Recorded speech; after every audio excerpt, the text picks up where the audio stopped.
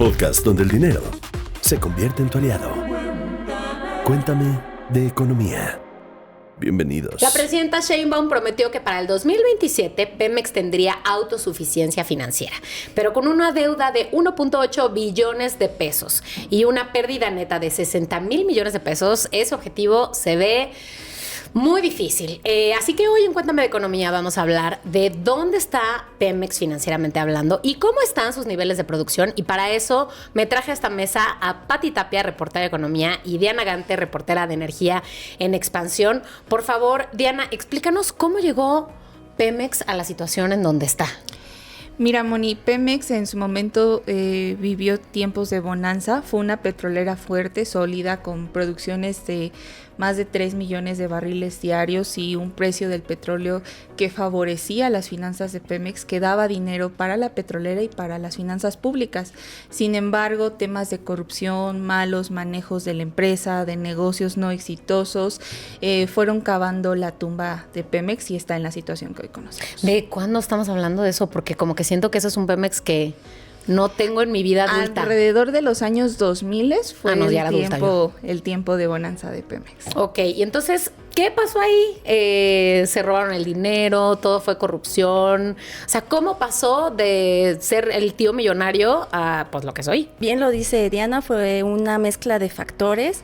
Pero aquí entra también una historia interesante y dicha por el mismo José Ángel Gurría, que fue secretario de Hacienda con Ernesto Zedillo.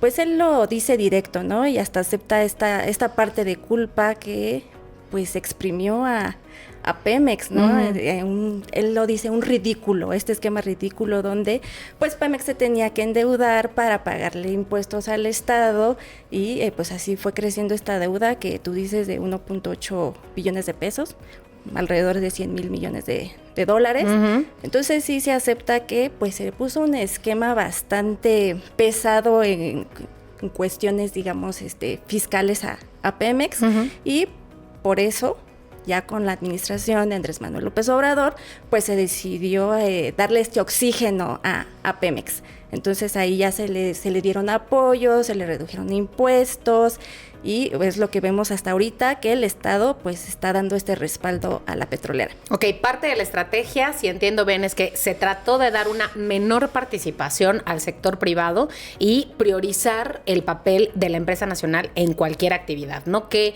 hizo Hacienda en ese momento para ayudarle?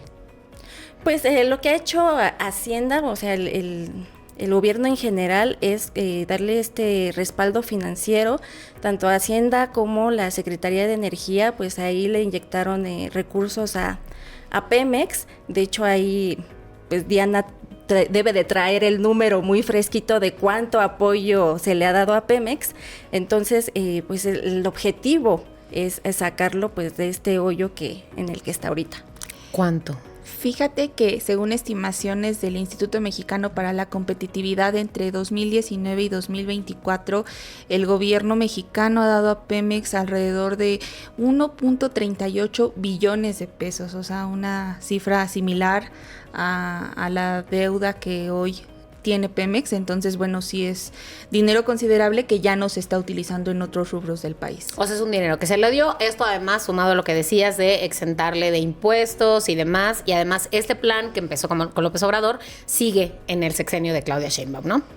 Por supuesto, y ahí es una parte importante porque pues Pemex sin este apoyo obviamente, yo no sé si exagero, pero ya lo tendríamos en la quiebra. Yo habría bajado la cortina, así. Okay. Así, ya habría bajado la cortina. Y sí, esta parte que de hecho ha entrado también en discusión ahora lo del TEMEC, que es seguir privilegiando a Pemex. Ahí también entra un poco a juego la CFE, pero pues se tiene esta parte de pues Pemex va a predominar sobre otras empresas. De hecho, ahí ya hay empresas privadas que ya salieron del país. Si recordarán, con Enrique Peña Nieto, pues abrió esto de la reforma energética, llegaron más empresas privadas. Ahí la idea también de ese entonces era que se apoyara para tener la producción y que Pemex no tuviera que invertir todo, ¿no?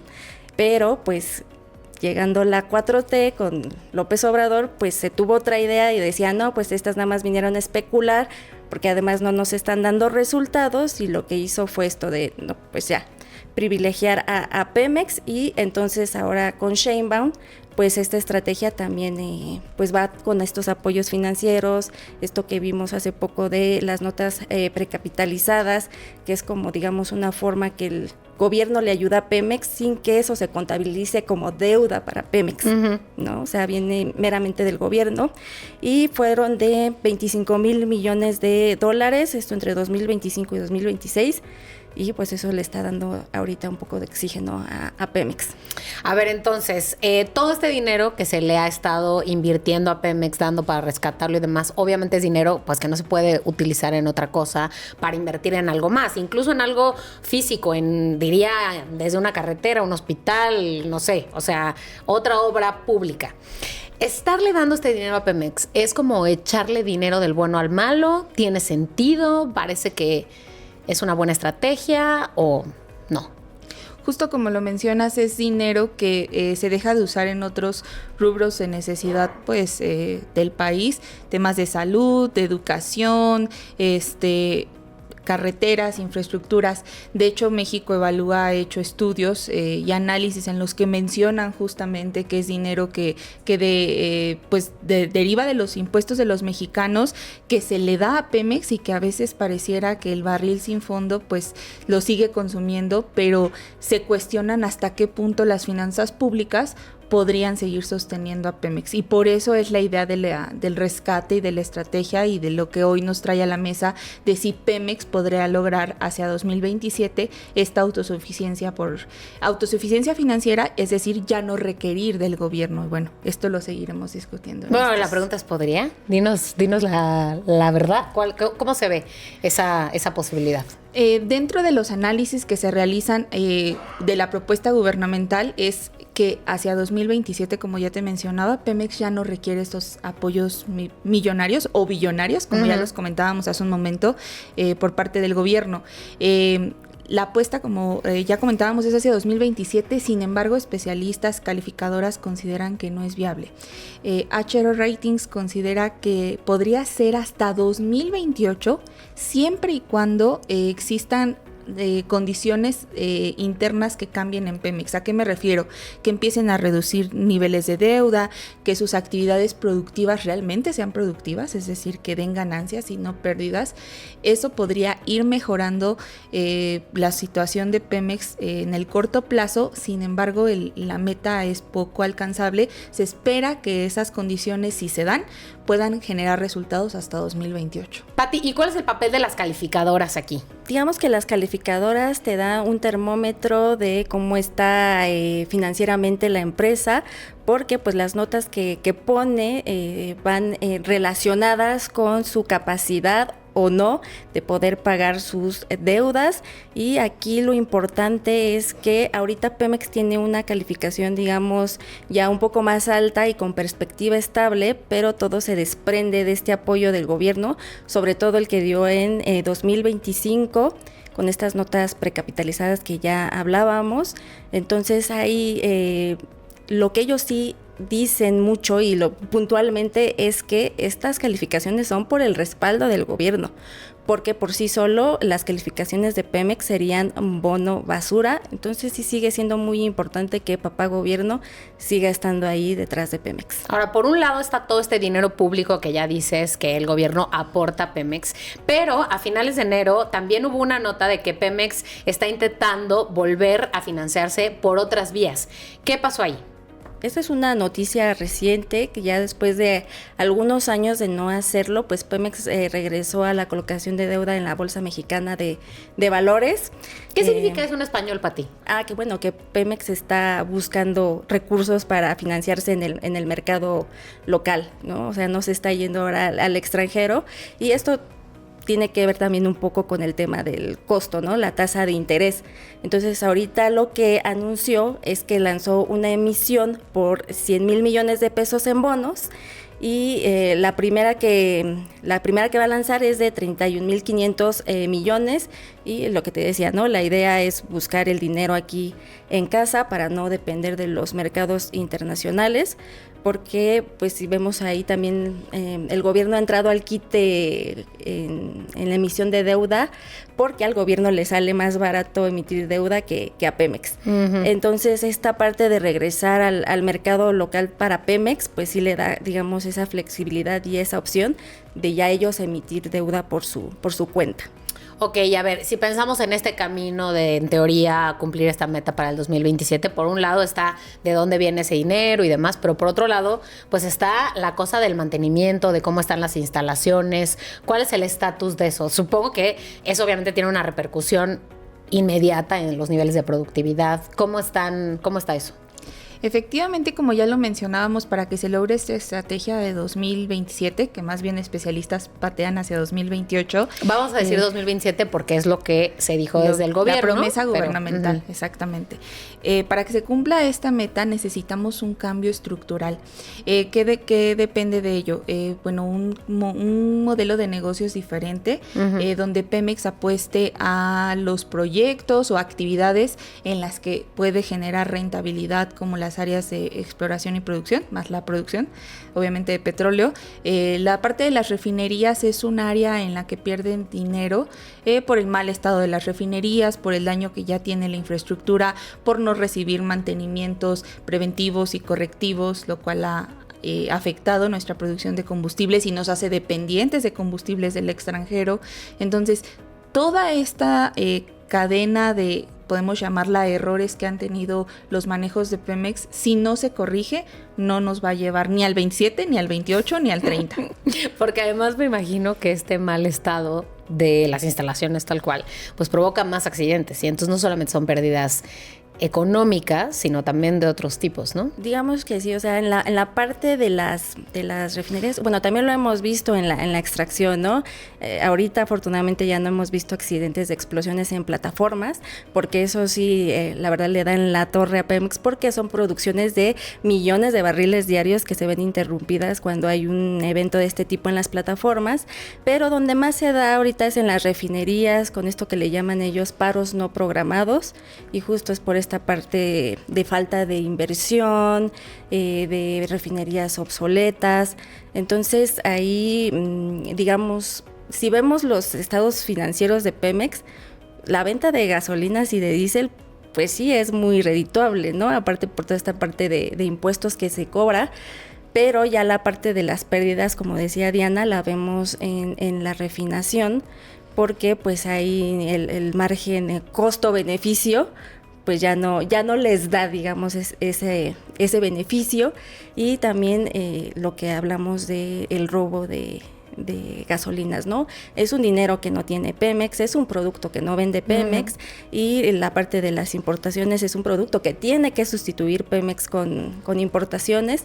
Entonces sí, digamos que Pemex se enfrenta a varios retos en cuanto a la parte de sus negocios, sobre todo refinación.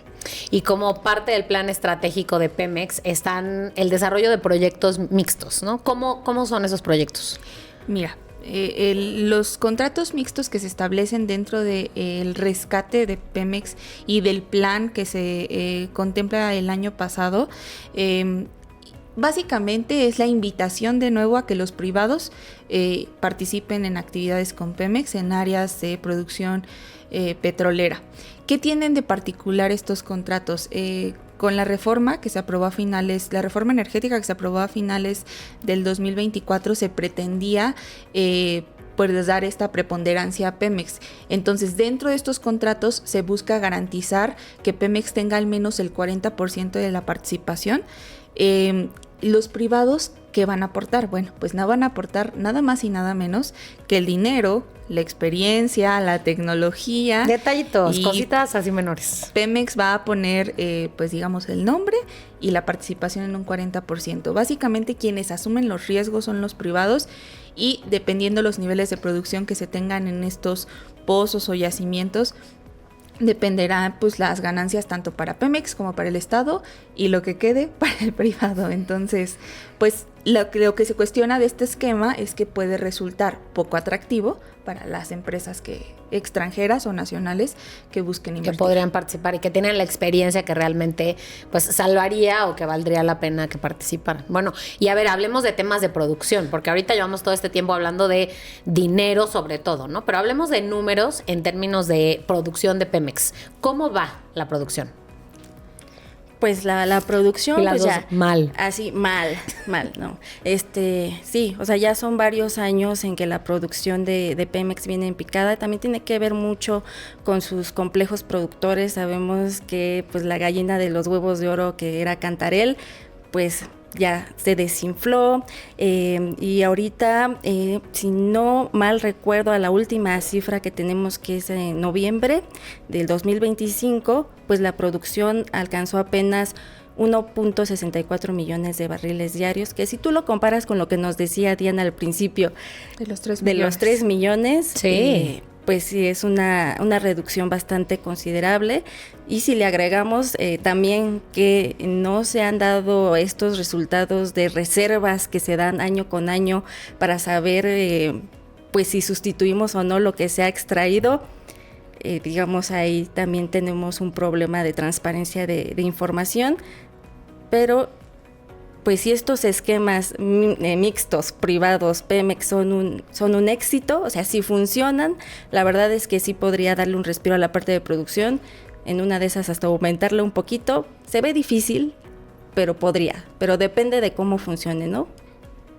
Efectivamente, dentro de los datos de producción se ve esta caída. Recordemos que durante la administración de López Obrador, cuando él llega al gobierno a tomar la presidencia, él promete que la producción petrolera alcanzará los 2.600.000 barriles diarios. Sin embargo, durante su sexenio ve que la meta se vuelve tan compleja y que la producción declina de manera acelerada, que va reduciendo la meta hasta bajarla a 2 millones. Meta que tampoco se cumplió, aunque se redujo.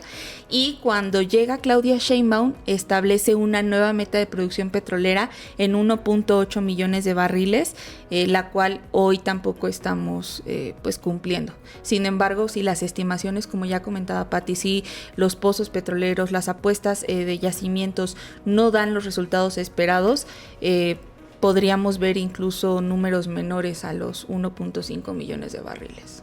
Bueno, y entonces, además de este mantenimiento para mejorar la productividad, además de estos contratos con la industria privada que tendrían, ya decías tú, que ser más atractivos, está la otra parte que son las deudas que tiene Pemex con los proveedores, con los contratistas. ¿Qué papel juegan esas deudas? Este no es un problema nuevo. No es un problema nuevo porque te voy a platicar, cuando estaba Enrique Peña Nieto, de hecho tuvieron un problema muy fuerte de pago de proveedores y se implementó un esquema con la banca de desarrollo para poderles ir pagando, y obviamente junto con la deuda financiera y esta de proveedores pues se fue arrastrando, ¿no? Hasta ahorita, no digamos que esta deuda de proveedores nació con la 4T, porque sería mentirte y... ¿por qué no? O sea, este problema viene de años atrás, pero lo que sí es que ha ido creciendo esta deuda y ahí ya hay como focos rojos, porque muchos de ellos dicen, no, pues yo ya no le puedo prestar servicio a Pemex, y Pemex no me paga como pago yo a mis empleados, cómo sigo yo operando, porque además muchas son pequeñas y medianas empresas, ¿no? Todavía las grandes tienen un poco más de margen para sobrevivir, pero las pequeñas y medianas empresas, y ahí el riesgo que han dicho es pues parar algunos equipos de perforación, que eso sí impacta directamente a la producción de Pemex. Sí. Y ahí las calificadoras no miden esta parte de deuda con proveedores, ellos son más la parte de deuda financiera, pero dicen si los proveedores dejan de brindarle servicios a Pemex y esto impacta producción de Pemex, ahí sí ya juega un poco la calificación, que podría ir a la baja. Y eso es un problema que tiene que resolver Pemex, porque la verdad es que ha bateado digamos, la pelota, y este problema de los proveedores, yo no le veo por lo menos todavía este año solución. Bueno, a ver, Entonces, según dices, Diana, los especialistas dicen no va a pasar para el 2027, probablemente para el 2028, si A, B y C cosas pasan. ¿Qué sí podría estar pasando para el 2027? O sea, si esto tuviera un buen rumbo, ¿qué podríamos estar viendo para el 2027 para decir, esto va por buen camino? Pues mira, las señales que tendríamos que estar viendo a finales, en el transcurso y a finales de este año es una reducción, aunque sea ligera, pero sí reducción en sus niveles de deuda, ligeros aumentos o estabilización de la producción petrolera, obviamente que se destinen recursos a mantenimientos y modernizaciones de equipos como las refinerías que ya comentábamos, la situación en la que están en decadencia. Entonces, estas señales sí podrían ir llevándonos a esa respuesta de promesa si no las vemos durante el transcurso del año. Repito, no va a ser alcanzable ni este año, ni el que sigue, ni el que sigue. Pero estas son como que las señales que debemos ir observando para ver si nos acercamos o no a su cumplimiento. Bueno, entonces llevamos todo este tiempo hablando de las finanzas de Pemex, de este gran monstruo, pero ¿cómo es que finalmente esta deuda y las finanzas de Pemex terminan afectando a nuestra vida diaria? Ahí es muy claro, y lo platicábamos, o sea, el gobierno, todos estos recursos que le inyecta Pemex se dejan de poner en salud. Cuántas cosas no hemos visto, que faltan medicamentos, que falta que acá me hagan un estudio. Entonces también eso pues uno lo tiene que cubrir por fuera. También pues se deja de destinar pues a la innovación, a la educación. Entonces digamos que es un círculo vicioso que pues se le quita, como dirías tú, ¿no? Dinero bueno, o sea, se le pone dinero bueno al malo en esta cuestión de Pemex, porque pues la deuda pues ahí sigue, ¿no? Claro, o sea, no es que impacte nuestro bolsillo directamente, pero no es que van a aumentar los precios, pero sí el gobierno podría estar invirtiendo ese dinero en otras cosas, en escuelas, en infraestructura, y no en una deuda. Los baches. En los baches, exacto. Bueno, Diana, Pati, gracias por venir hoy a Cuéntame de Economía a hablar de la deuda de Pemex, y vamos a ir viendo, porque este resultado no se puede ver en un mes o en 2 meses, pero tal vez por ahí de mediados del 2026 podamos ir dándole algunas señales de cómo va esta deuda. Nos vemos aquí el próximo lunes para otro episodio de Cuéntame de Economía. Cuéntame de Economía. Un podcast de Expansión. Cuéntame de Economía. Disponible todos los lunes en nuestro canal de YouTube.